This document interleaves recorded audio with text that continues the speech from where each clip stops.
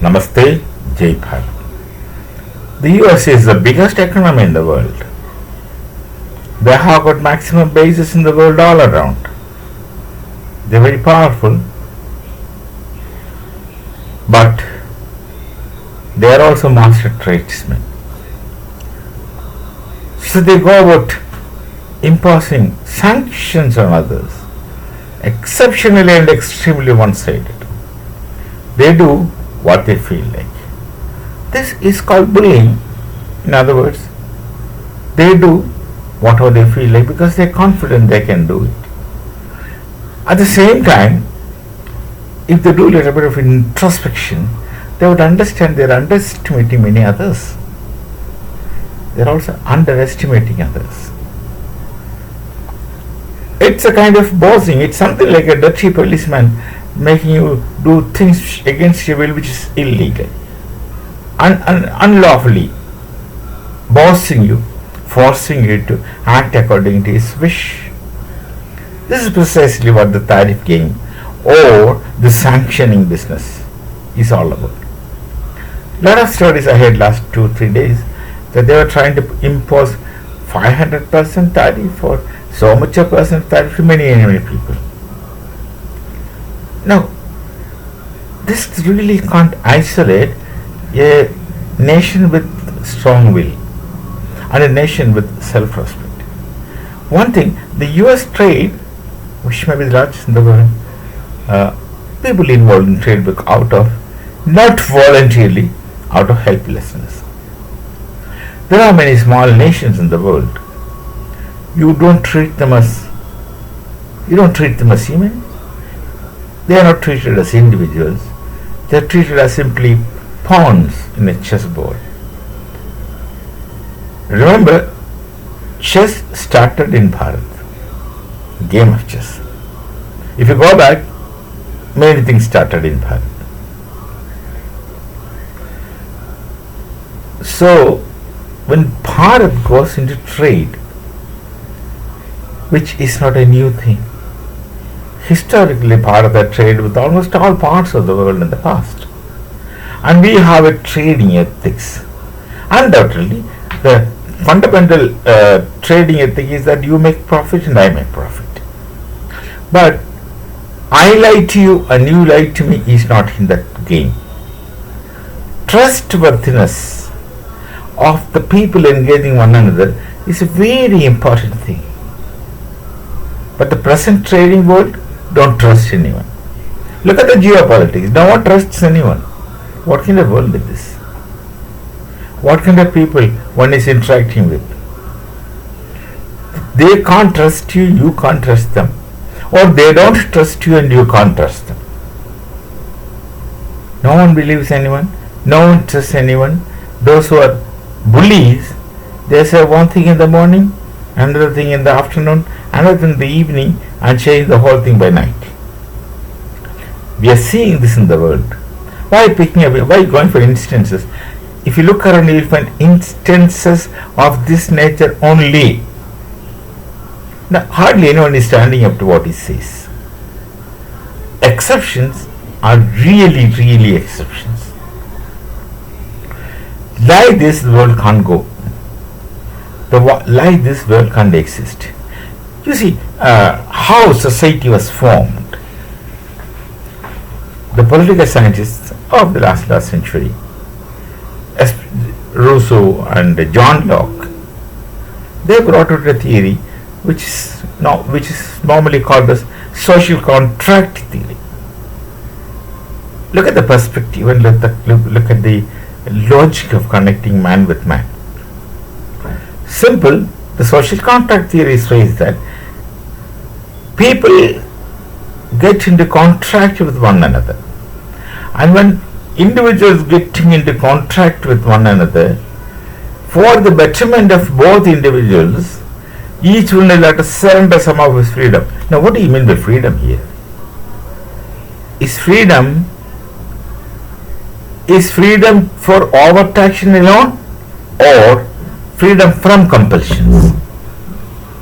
Sensibly, freedom ought to be understood as freedom from many compulsions which various aspects forces on us. Breaking that should be freedom. That's why it must be called as winning freedom. Anyway, that's a different talk. So, freedom is not that one which is alone for overtaxation. Freedom for overtaxation alone is not real freedom. Real freedom must be able to act on the basis of absence of coercion and compulsions. So people will surrender their such freedom. This freedom is spurious freedom. That's why I said so many things. Freedom should be something else. But here, both the theory, social contract theory, also Locke, both understand freedom only as freedom to act over action. So your wish to do certain things you surrender for mutual benefit, and such process makes society possible, human society possible, and they call it a social contract theory. Many people are still teaching that in the political science classes. And against this, our Pujaniya Guruji, Madhav Sadashiv Golwalkar, said something. It's there in his bunch of thoughts, Vicharthara.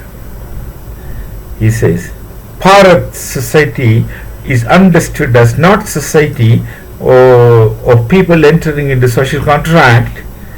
It's a society coexisting on the basis of a concept of sacrifice. He uses the Sanskrit word tyaga. Yeah?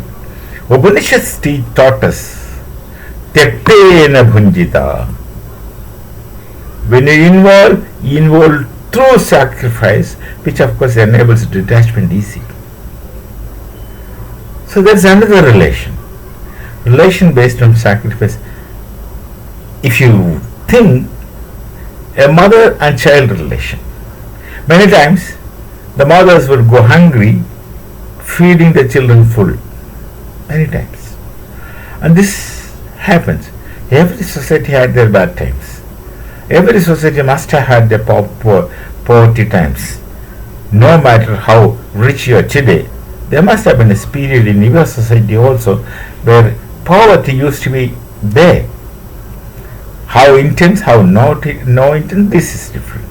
But under such situation, when there is no food to eat, the mother in the house, east, west, wherever, this west is my assumption, perception, because they consider human as the same all over the world, and nature must be the same. So east or west, the mothers will go hungry, feeding their children, even their husband, if he doesn't know that. They see that the children are fed. This animal world also you will find this, not only human world.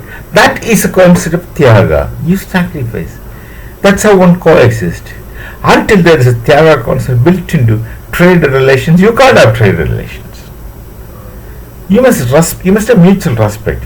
No matter how small nation you are dealing with, no matter how terribly poor that country is, as a nation, as a people of the nation, you show them respect. They have self-respect. They have self-respect. They are not subservient to you. The slave business was European, particularly US. You can't treat anyone as slaves. Slave concept came from there. Just because the Africans were black in color, you thought they are inferior. Absolutely absurd. Absolutely absurd. They are equal to us. And my nation, my Prime Minister understands it better because he is deep rooted in Partha Darshana, Indian philosophy. He is deep rooted. He can't ill-treat any other human being until his nation is offended. Personal insult, he wouldn't mind. He wouldn't bother even personal interest. He doesn't care. But if you touch the nation, you will find him as coming out as a lion of a Girnar Region. learn to respect others, trust others, and Bharat's trade policy is based on our tradition. Bharat's trade policy is based on our history. Bharat's trade policy is based on our thoughts, our dharma, our philosophy, our darshana, our philosophy, everything. Whether you are small or big, black or blue or green, as individuals, you deserve respect. Bharat gives that. Because we respect ourselves, we are a Swabhimani people, and we expect others also to be self-respecting. Naturally, you show them that respect; they deserve it. And when there's a trade relation in the world which is based on trust, that's going to be healthy. What and Bharat is going to show to that. That's why Bharat is known as Vishwaguru. Yes, we teach them. We can't teach the entire world. If the world order has to be humane, it must be based on mutual trust. Mutual trust, then mutual understanding automatically follows. Everything automatically follows. Whereas the kind of trade that we see today is unscrupulous and cutthroat. I don't care what happens to you. I'm only bothered of myself. That is not human existence. Therefore, stop talking about humanism. Stop talking about philanthropy. Stop talking about altruism. You don't mean all those things. You simply talk, and you wanted to believe that you are that. You are not. Look at realities and look within yourselves. Do introspection, not one. Do introspections, series of introspections. You will know how contradictory you are within yourselves. Saying one thing and doing other thing. Don't if one should feel shame. People should be looking at mirrors and seeing your own image, and don't find respect. If you think that you respect your own image, then you are self-defeating. Until you have such qualities which invites respect. If you have those qualities, fine. Look at your own image and enjoy yourselves. We shall meet again with this sort. These talks will never end, because the world, I don't think, will ever change. But this change can be approximated. That's my intention. It may be not possible for people to achieve it, because everyone can't be an Arya in our sense, not in the race theory sense. Arya is not a race. But we can approximate it, and approximation shall do functionally. We shall meet again. Namaste. Jai Bharat, Jai Shri Ram.